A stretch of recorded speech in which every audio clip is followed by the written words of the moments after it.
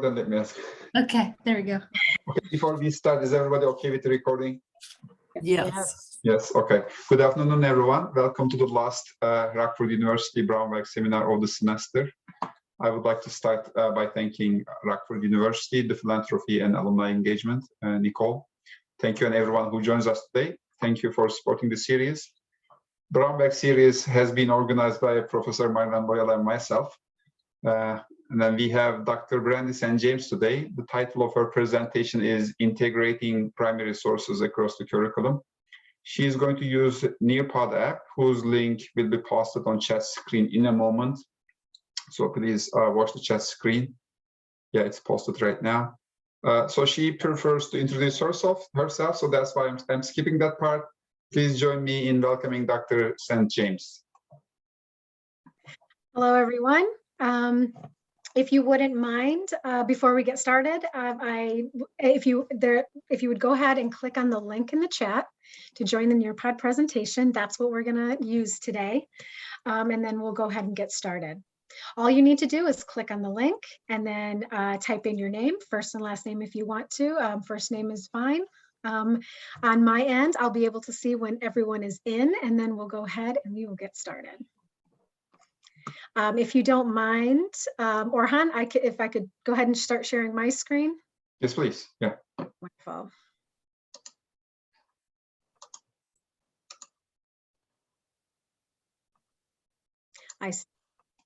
I don't have the option yet. Nicole, maybe can you? I made her I'll make you a co-host. Yeah, I had made her co-host, so it should be. There you go. Hey, Brandi, I have a question. I went into Nearpod, but then I clicked on unmute and then it disappeared. Is that what it's supposed to do? Click again. Maybe. No, I Click think. again? Okay, so I should remain in there. So, Yep, okay. It'll be there, and you should see the introductory screen. So let me go ahead and share my. Oh, I still can't share. If you. Brandi, do you have the option to share screen? I don't. You don't? Oh, interesting. Okay. I don't know why that would be. Here, try it now. Now it says I'm the host, so I bet I can now. Oh, no, I can't. No, you can't. Oh, interesting. Weird. It says that who can share, all participants should be able to. It shows even on my screen that you're the host. Yeah, and I saw that too. But the share button here is ghosted. Uh-oh. I have the presentation up, but of course you'd want to drive moving through the slides and everything. I can do that on my end. I don't need to share. Okay, I can share mine if you'd like, and then Sure. at least it'll be up. Sorry about the issue there. No problem. Actually, I control it anyway on my end, so that kind of Okay. works fine. That works perfect. Does it look okay for everybody? Can you see Yeah, the it looks good. presentation? Okay. Perfect. Thank you. All right. So welcome. I see that everyone is in.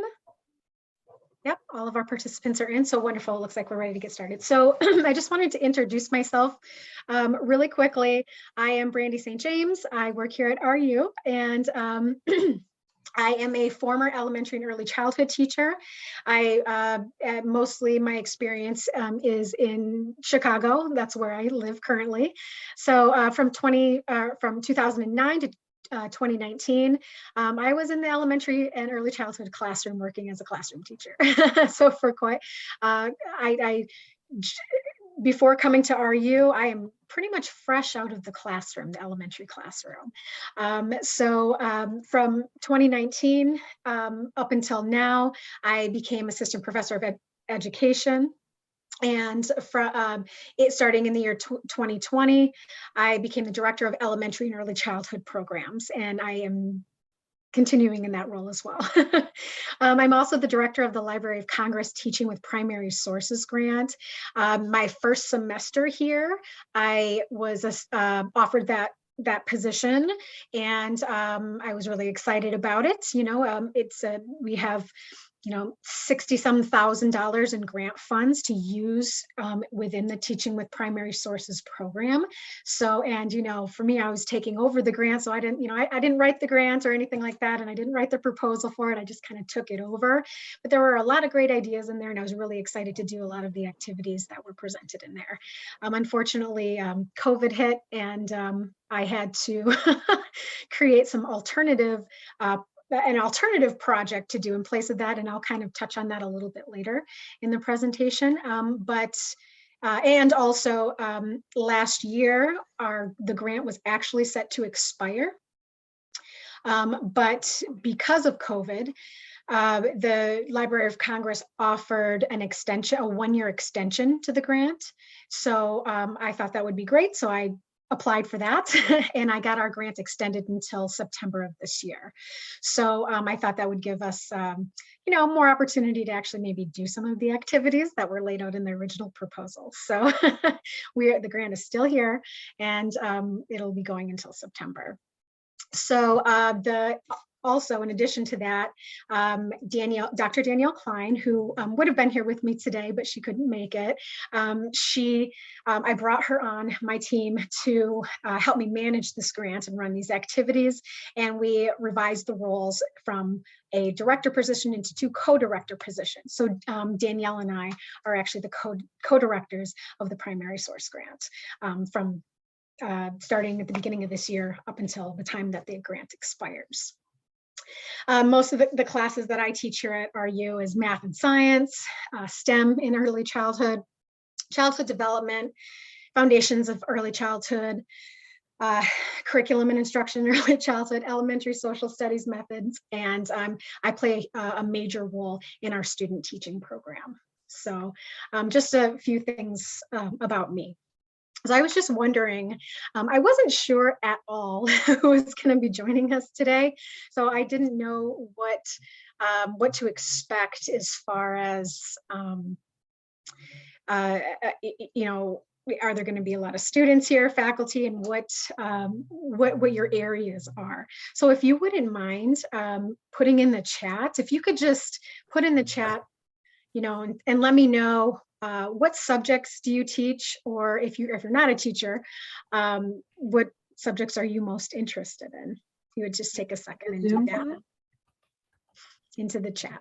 In the Zoom chat, or is there a Nope. Zoom, chat? yeah, Zoom chat. Zoom. Yep. Mm-hmm.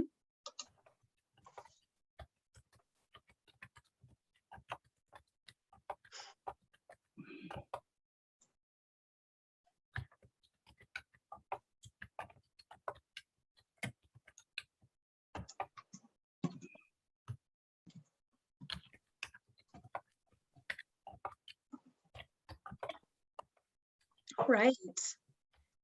So I see we have some of us teach U.S. history, modern China, financial decision making, English. Mary,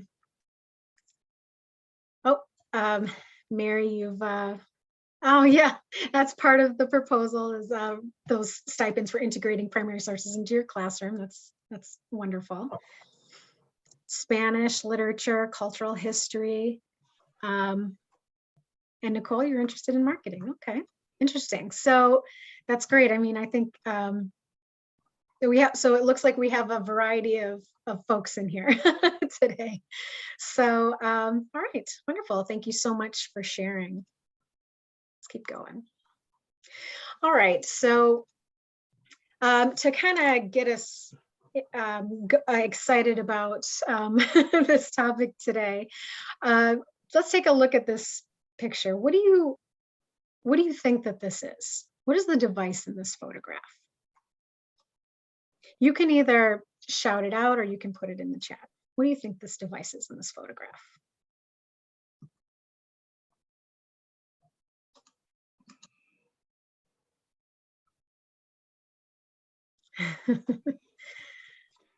I don't know the name, but like they make like they give shapes to hair, whatever it's.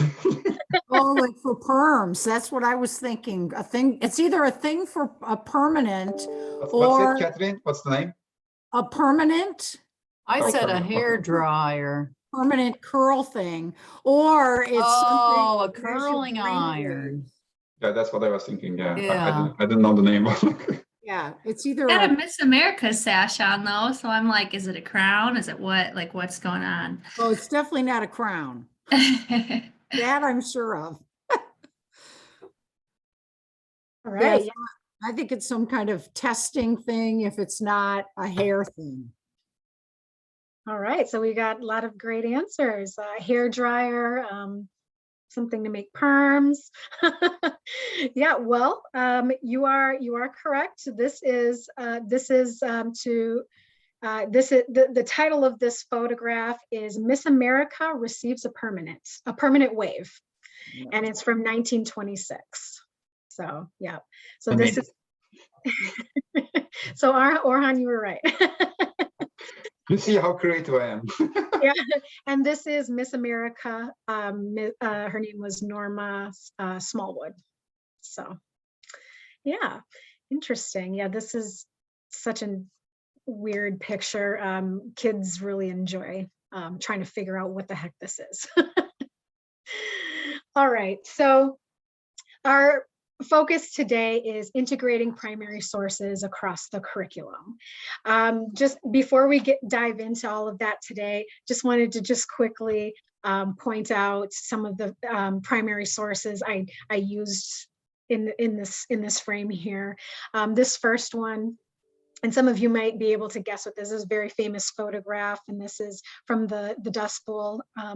This was taken in March 1936. This is Florence Thompson, and she's pictured here with 3 of her 7 children. She's 32 years old, and the title of this series is Destitute Pea Pickers in California. This second one here, this is Picasso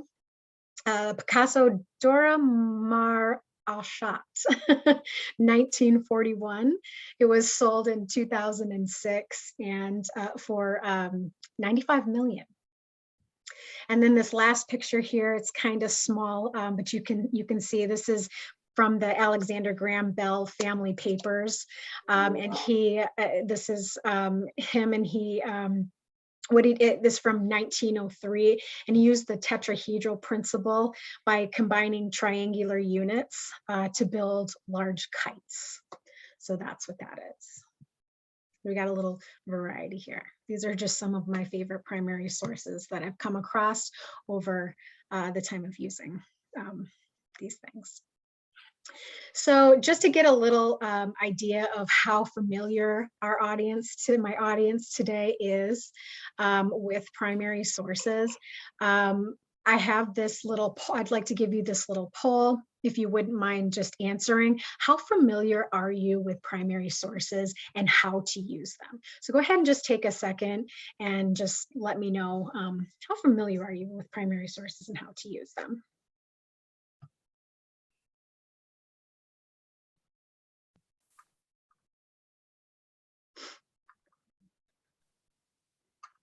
Andy, while people complete this poll, we just have some questions in the chat. Do you want to just answer them at the end, or do you want them as they come?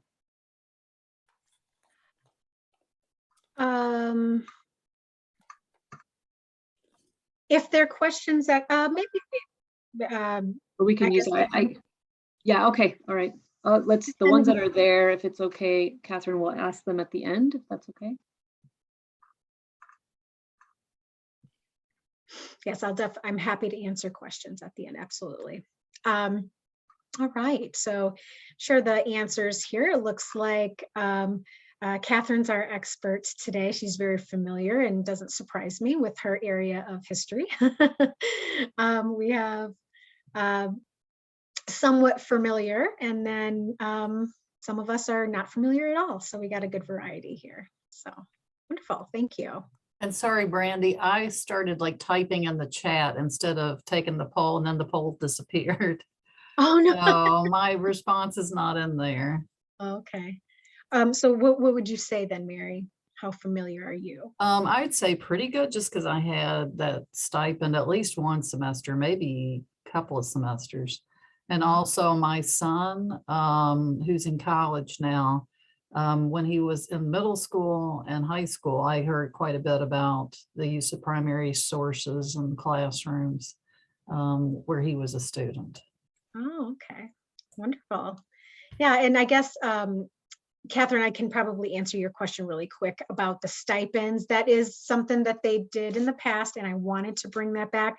Unfortunately, we won't be able to before the grant expires. Yeah, So I figured that was the case, but I just thought I would ask. otherwise, yeah, we definitely would have came to you. You would have been one of the instructors we would have wanted to take part in that. So. Okay, Great. thanks.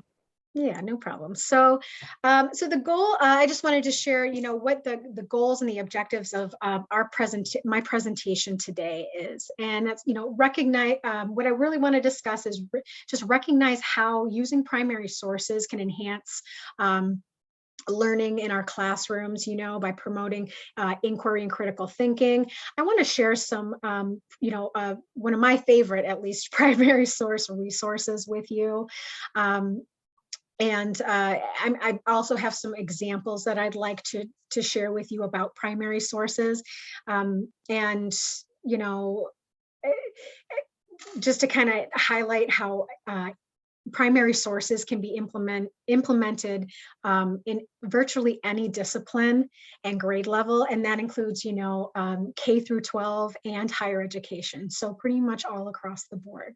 And then hopefully near the end, we can generate some ideas on how to use primary sources in our own classrooms. So this is our focus for today. Are there any questions so far before I push forward?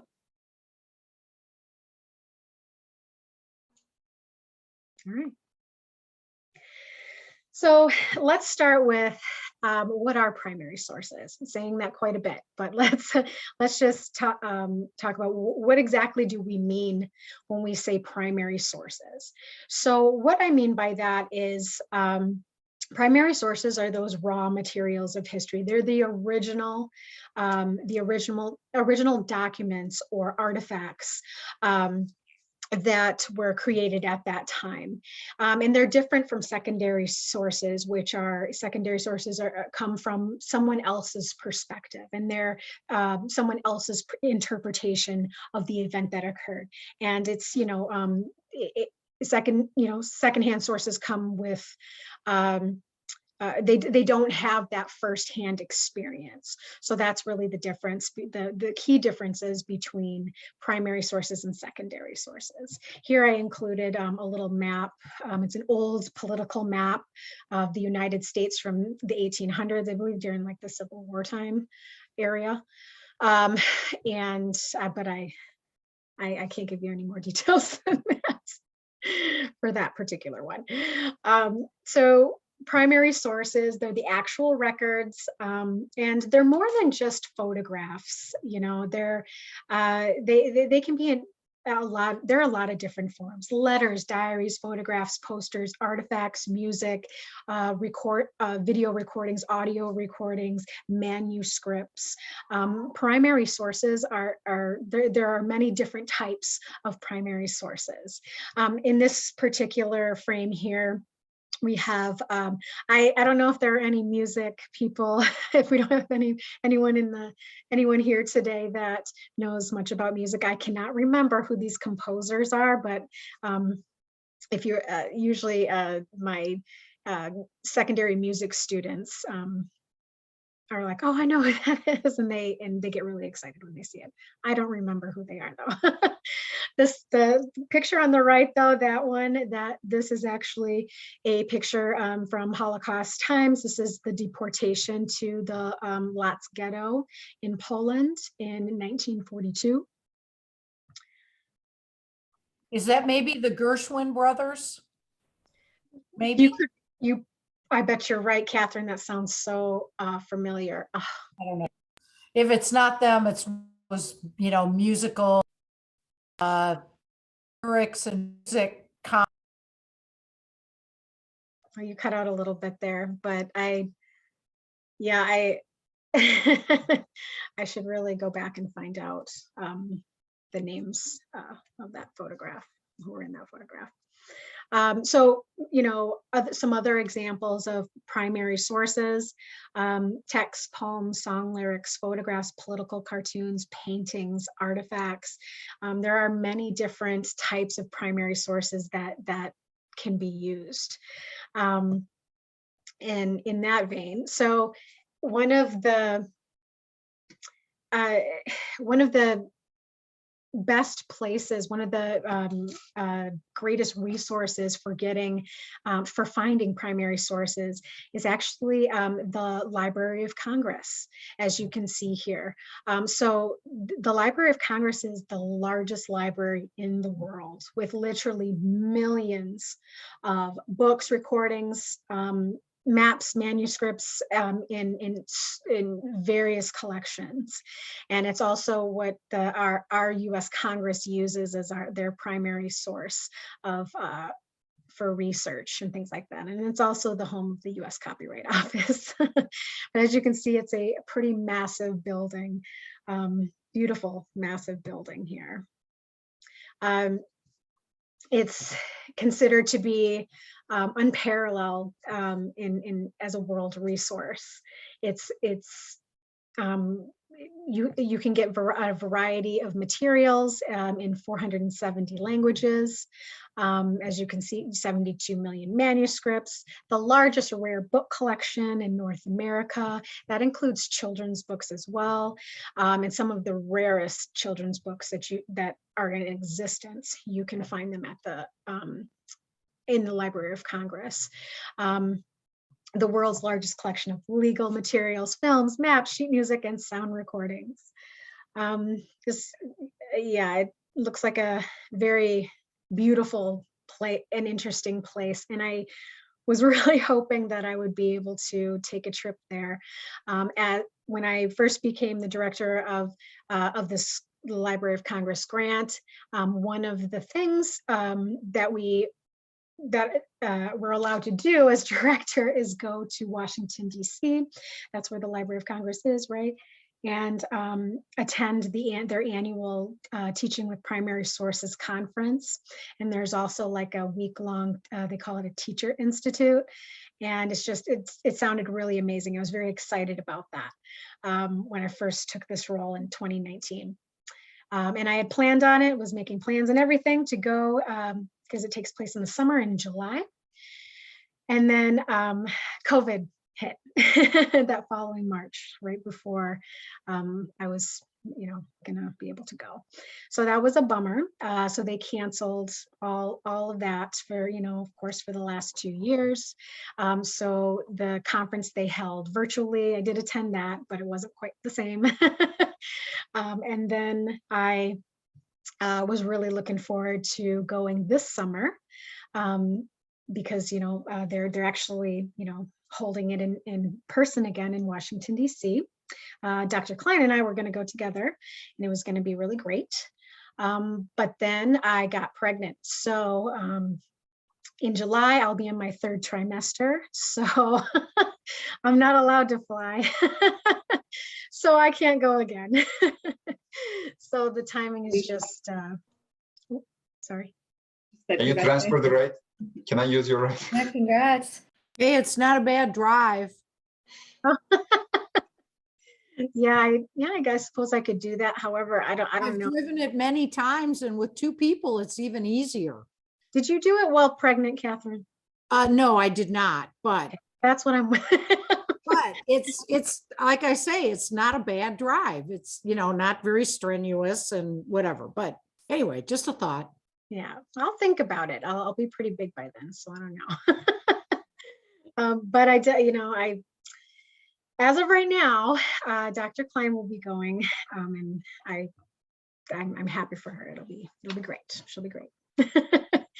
But in that vein, since I cannot go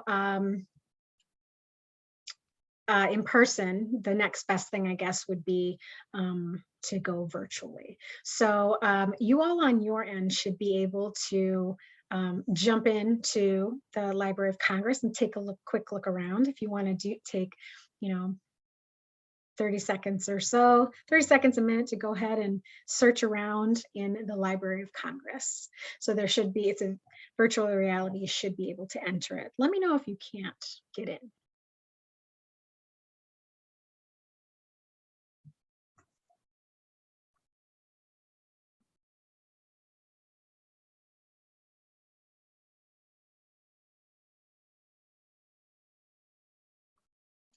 Brandi, are the artifacts primary sources open to online public? Online? Is that what Yeah. you said? Yeah, Yeah. are some of them? Yeah, at least. So they have the Library of Congress has an excellent online collection for people to access. Yes.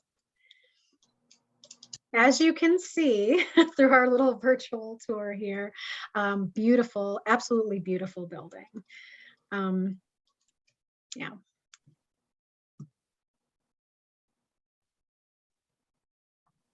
All right. Well, I hope that was enough time. Does anyone need any more time to look around?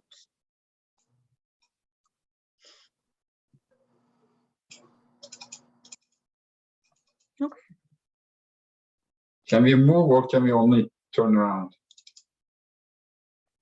I'm sorry? Can we move, like go ahead and come back, or it's just like I can only turn around myself? I think that, yeah, I think that's all it'll allow. Oh. I did find this for on Nearpod, just so you all know, if you choose to use Nearpod, I use it all the time for especially when teaching classes virtually.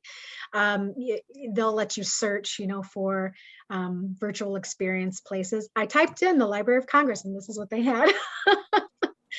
So I wasn't able to create it myself, but I thought this was okay. That's okay. Yeah, it's okay.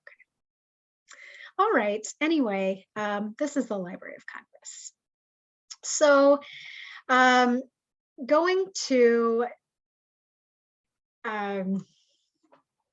why use primary sources? One of the biggest reasons that I like to use primary sources is to really make the curriculum come alive. We can make our curriculum come alive for our students by providing them with like this unfiltered account of artistic and social, scientific, and political thought and achievement during a specific time. And that was produced by people who actually lived during that time period. Enabling students to move from concrete observations and facts to making inferences, right? One of the most important inferences a student can draw is the point of view of the author and of the document. So in exposing students to multiple perspectives, by using primary sources, we can expose students to multiple perspectives on some of the most significant issues of the past and the present. When we have our students examine primary sources, it gives students a powerful sense of history and the complexity of the past, and helping students analyze primary sources can help guide them towards higher order thinking and better critical thinking and analysis skills. So those are the big reasons that I know I like to use primary sources to sort of help students enhance these skills.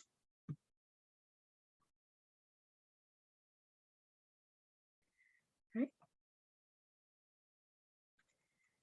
So teaching with primary sources, some questions that when you are using primary sources, some questions to think about or to have students think about when examining these things is, who created this source and why? Did the writer have firsthand knowledge of the event, or did the writer report from what others saw and heard? Was the writer a neutral party, or did the author have opinions or interests that might have influenced what was recorded. You know, a lot of questions can be generated from just looking at, just kind of analyzing photographs.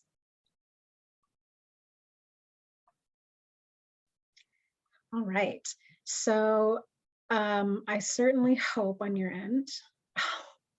Oh, this makes me sad. It's not supposed to do that. What I'll have another collaborate board. It's okay, just you don't have to do anything yet. I'll have another collaborate board at the end of the presentation, but it's supposed to allow you to post on here and also see everyone else's posts. So we'll just have to, you can either put your response in the chat or you can just kind of shout out. At this point, what are you thinking about what are the benefits do you feel are from that? What are the benefits of teaching with primary sources? Either from what you can gather from what we were talking about so far. Well, I think part of it is that it allows students to hear things from somebody else's voice other than mine. Great point. And somebody else's evidence other than my evidence. Yeah, well, whatever. I mean, if I was showing them a chart of economic statistics or something from a certain time period, it kind of voices the point in a way that I can't. So whether it's a photograph or some way to capture statistical information or a letter or a speech, I mean, whatever it is, it's somebody else's voice that's closer to the, to the subject than mine is. I would say that for me, and using primary sources, because I do all the time, that not only does it make my attempt to talk about a particular text much more engaging and interesting. For example, like looking at an American Rhetoric, one of Lincoln's addresses, and using a photograph of his inaugural address to show the audience. It helps me talk about different aspects rather than just the word on the page, but consideration of the audience being impacted, the connection between the speaker and the audience. Also, I've used the primary text of, say, for example, Mary Shelley's manuscript of her novel Frankenstein. And if you look at that primary text, you can see all the changes her husband, Percy B. Shelley, made in the margins. It tells you a lot about the composition process. So I guess even just saying it enriches my teaching is maybe far from an understatement, because I have come to rely on primary sources. Yeah. I was going to say too that I put this comment in the chat, but in my experience, it begins to, like I said, lessens the distance between the student and the subject of study, right? So that how they view it, how they read it, becomes as kind of valuable to the conversation and to how we understand that text as any specialist perspective or analysis. But the example that I can think of is the radio address that the president of Chile gave on the eve of the coup that would end in his suicide when Pinochet was storming the presidential palace. And before committing suicide, Allende gives a radio address to the people of Chile. And it's available on YouTube, and I have the text written out, and students can then feel, you get the sense of what it sounded like if you had been in your kitchen and you're suddenly hearing the voice of the president for the last time, potentially, right? So what is your experience of that? And it sort of places them in that time in a way that reading someone else's analysis of that speech doesn't do. Yeah. So. Like MLK's I Have a Dream speech. Yeah. I use exactly. that recording all the time. Yeah. But like imagining yourself in the audience, right? Standing there listening to it. Do you get it from Library of Congress, Mary?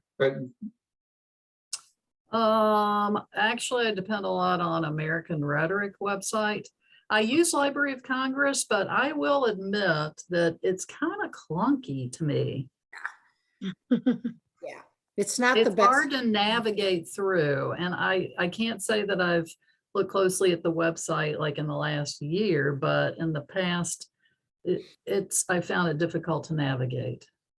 You're right, Mary. A lot of people do say that. Some of my students in the past have said that. I think it's a little bit better now, but still it's not always the easiest. I try to save the exact link to where I need to go, so I don't have to go through all of that. And it does end up taking me, and I'll give that to you all at the end here, so you can have that too. The teacher resource page where you can find primary sets on different topics, and it makes it a little bit easier. But yeah, you're right. I think they are trying to work on that because people have said that too. Excellent examples. Thank you so much. Anything else? I think it also shows students the phases the humanity has passed through just to come to this point. For example, there is Chicago Board of Exchange literally building a room which has not been used right now. It's just only for museum purposes. So when you see there, and then when you see the technology right now, you just see the millions or maybe billions of phases the humanity passed through just to come to this technological point, to trade, at least from my perspective. Absolutely. I don't know if it's a good example. Does that count like a primary resource, like seeing the room itself? Yes, absolutely. No, that's a great point. And another source that I like, which kind of falls a little bit outside the definition you used of a primary source, are autobiographies, which are sometimes written at the time of many of the events, but sometimes written much later, but still have a value. There's always a grain of salt that goes with autobiographies, of course, but there is value still in hearing that person's voice.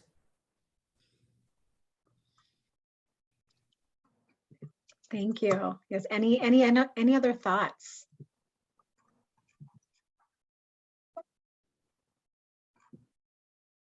Okay. Wonderful. So moving forward, so how can we incorporate primary sources beyond history and social studies? That's just one thing that I was thinking about when it came to my area specifically, especially early childhood. A lot of the times when we think about primary sources, we think about using them for history and social studies. Those are sort of the more obvious areas. But also we think of, grade level wise, maybe third grade and beyond, right?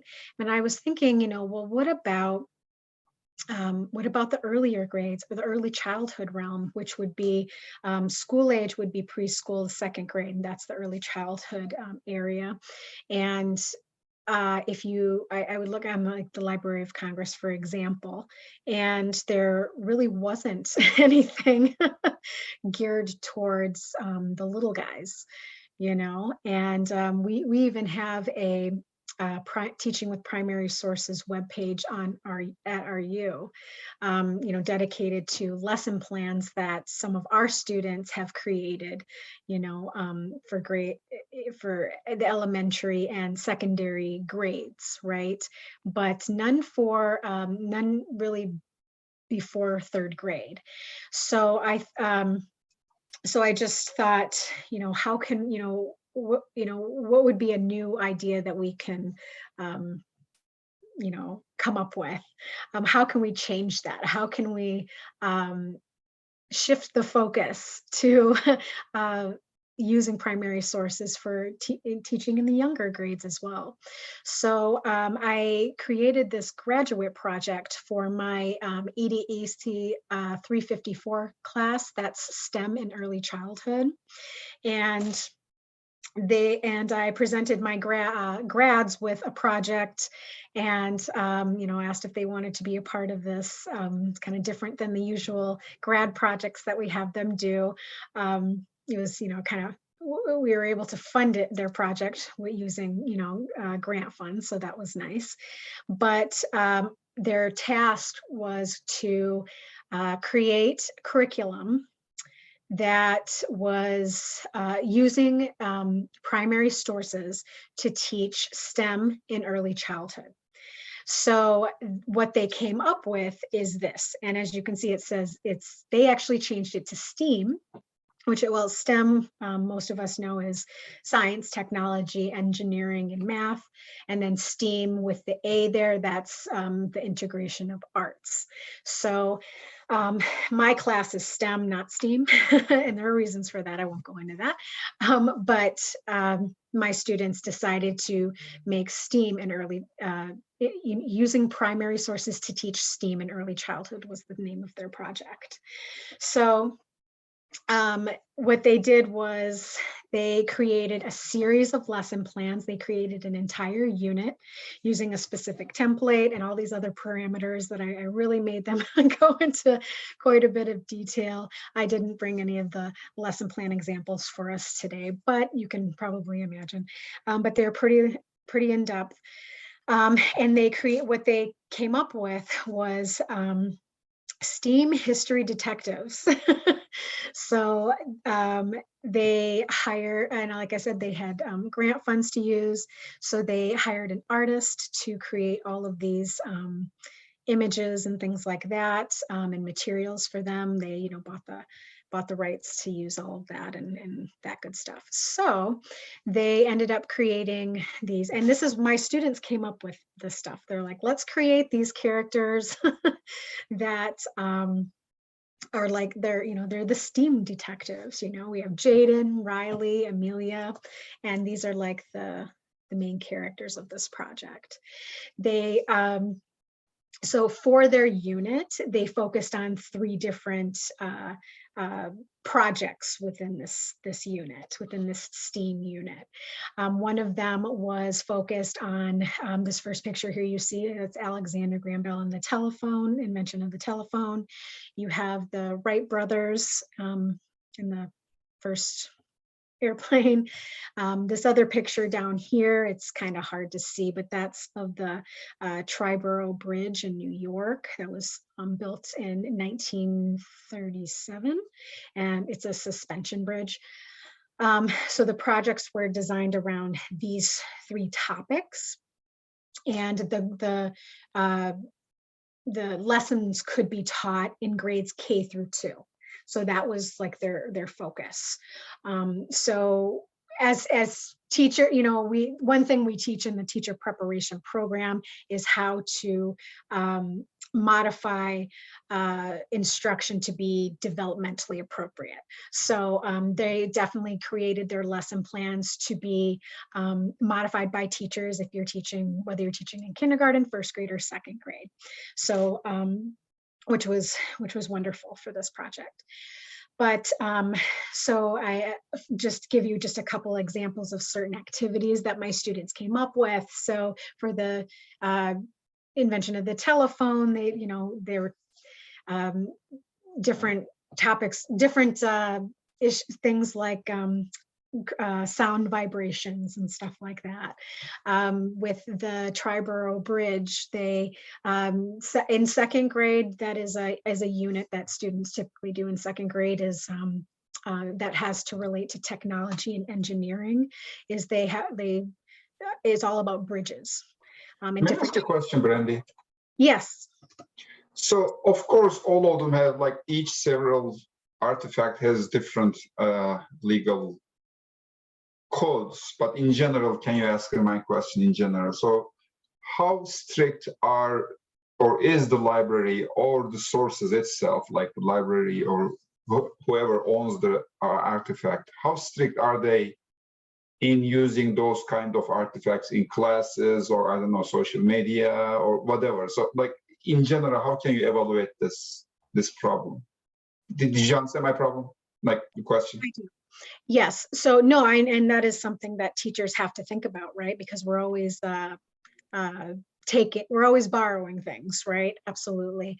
Well, what I found with the Library of Congress specifically, what I can say is that they have all of these images, for example, that you see here. Right. For example, those. Yeah. They're available for download, and there's like a little stamp on them that says where the image comes from. You know, Okay. there's a copyright stamp, but they're all available for download and use. So can you post this on social media, for example? As long as you have, I mean, as long as you have that, And class, like you can use in your class, right? Like in PowerPoints, whatever. oh, yes. Oh, yes. Okay. Well, and Orhan, even when I have like had to get permissions for publications, typically if it comes from the Library of Congress, it's open access. And it's out of copyright. Well, because it's on their site. Yeah, a couple of years ago, I found an artifact from British Museum, and I can't tell you how difficult it was just to get one picture. Like I have to fill a form and I pay $50, whatever. I forget. At the end, I gave up. I mean, it's not because of money. It's because of time. It took so long. I said, okay, fine, just let it be. I mean, I'm not going to get it. Maybe So British Museum is different from Library of Congress because yeah, that's why I'm asking. That's why I'm asking. I think it is. It sounds like it. As you absolutely, it's very easy, Orhan, with the Library of Congress. Okay, thank you so much. This is really comfortable news. It's a go-to place if you want to find some things that might be elsewhere, but you'd have to pay for them. So is it open to public? Yes, free. Yes, it's free. I will give you the web at the end of our presentation. I'll give you the direct link for teacher resources. Okay. All the primary sources. Yeah. Oh yeah, and you can download all kinds of different things. Oh, that's great, incredible. Thank you so much. It's great. Great questions. Any other questions so far?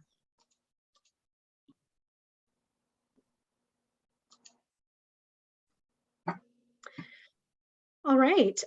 Well, so these, as I said, so these are some of the, projects within this unit that my grads came up with. This is their artist that they hired and bought the copyright from her for her artistic work. What a big part of it was they created passports. So, and they took the place of science journals. In science we use a lot of science journals, right? So instead of a regular journal, they turned it into a passport. So for the Alexander Graham Bell, draw a new design, combining your new ideas with your partner. So it also included a lot, because with early childhood, with most teaching, right? In any area, we want that peer interaction, that student interaction. So their project definitely lent itself to that. And then for the Triborough Bridge, draw a blueprint of your bridge. So that's kind of where they had the students start, and then as the days went on and how the lessons build on each other, students ultimately build their own bridge, their own suspension bridge. So a lot of hands-on activities with this. So this is kind of how they used the primary sources to in early childhood, it's all about integration, it's very interdisciplinary, and it's all about integrated units. So this was a very integrated unit, integrating, science, technology, engineering, and using primary sources to do that. So they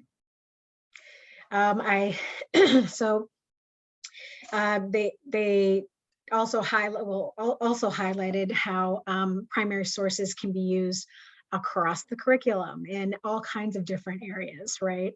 Of course, social studies and history, but also creative arts like visual arts, performing arts, science, language arts, math, physical education. There are lots of different ways to, you know, you can pretty much use primary sources in any subject area, and from preschool all the way up until well, maybe not as much preschool, I'd say a little bit though, you probably could, especially with holidays and things like that, I'll say that. But definitely, you know, kindergarten all the way through higher education. So that being said, I prepared today 2 different paths. One was because I didn't know how many people would be here today. If I planned for a large group, and if so, I was going to put you into breakout rooms, and just have you, I have some primary sources. I'm going to put a link in the chat really quick and show you what I mean. Brandi, just as a reminder, we have 5 minutes until 1. Okay. we're almost at the end.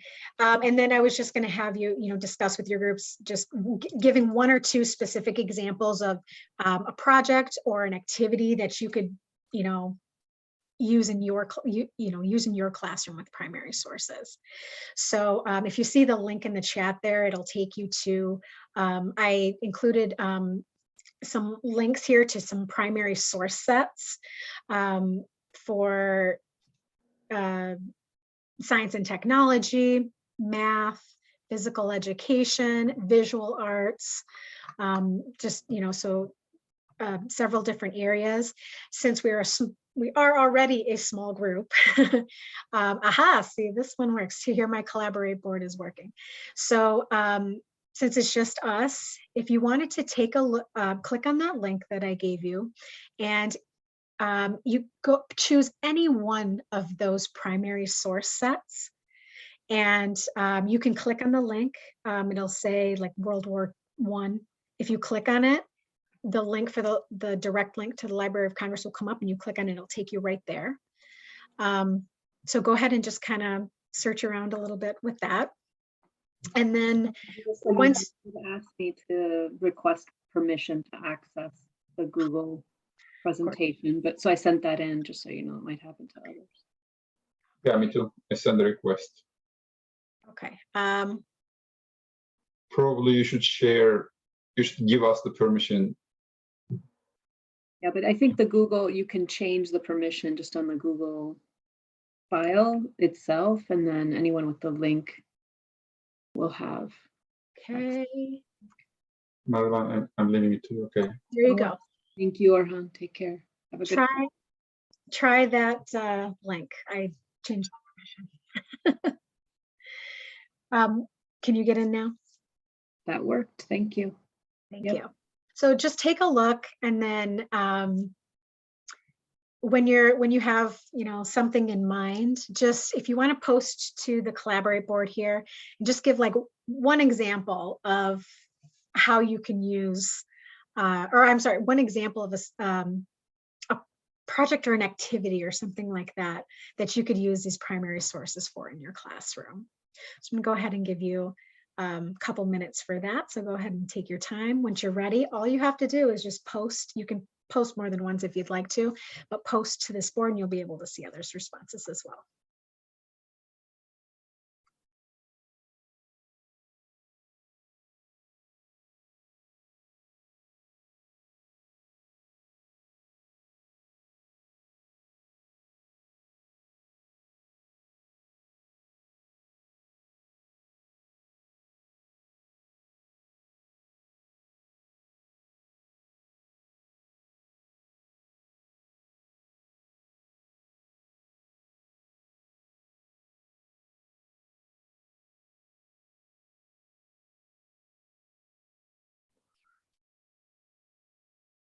I don't seem to be able to figure out how to post anything except in the chat, but Catherine, if you look down at the bottom, do you see where it says share your thoughts? It's this little skinny bar at the bottom of on the bulletin board. Do you see that? oh yeah, okay. Where your thoughts are, and then you can just hit and it'll post. Okay, except where is that? Oh, there it is. Okay. Okay, thank you. Yeah, just a couple minutes. I'm sorry. We're out of time. Hopefully it'll be enough time for you to respond a little.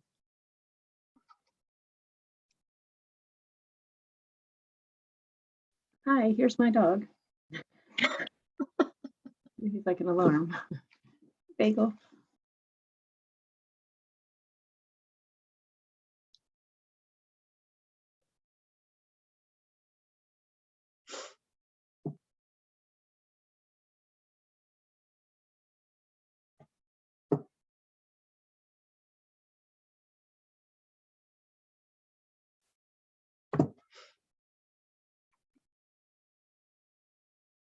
Right. We had a first response. Catherine, thank you.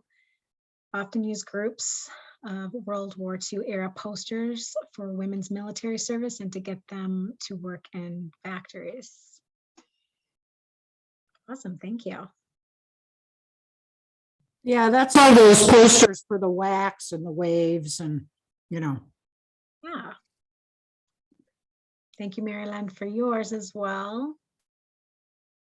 Authentic newscast, yeah. You can also go through and like. Huh? You can also go through and like others' posts too, if you want to. But anyhow, yeah, this is the end of our presentation.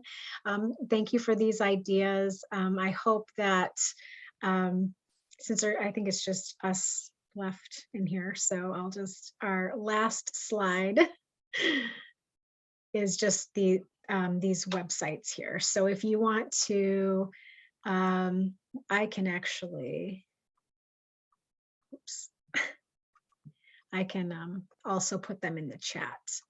So if you're looking to find an easy way to get to what you need in the Library of Congress, because it kind of can be a pain sometimes, there's one, teacher resources. And The program will be gone after September on our campus or everywhere. on our campus for sure.